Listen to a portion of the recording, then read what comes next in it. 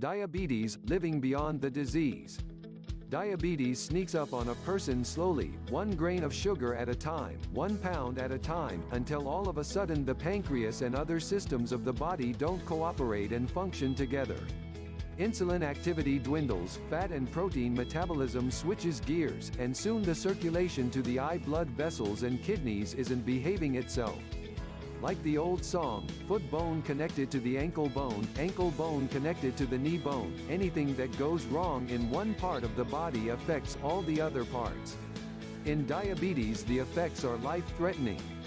In the United States alone, there are over 18 million people with diabetes, almost 7% of the population, and most of them aren't aware of it yet.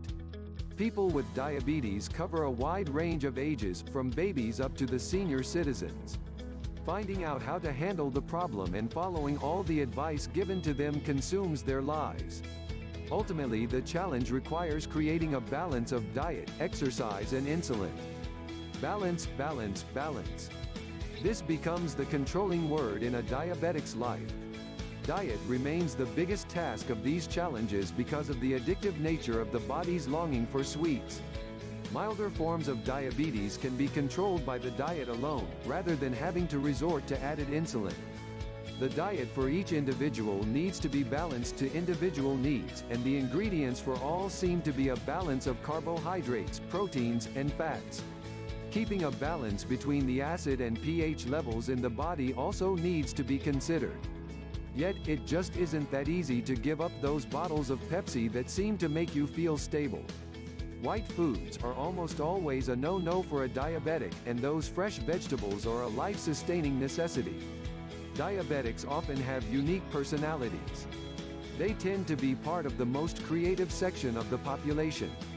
They think in terms of wholeness rather than in details, which means they often love to start a project but have a hard time finishing it. Their creativity also can express in ways that others might call disorganized. The Ugly Duckling story portrays the hidden life of the diabetic, and they often don't have enough self-respect or self-esteem because they feel they are different.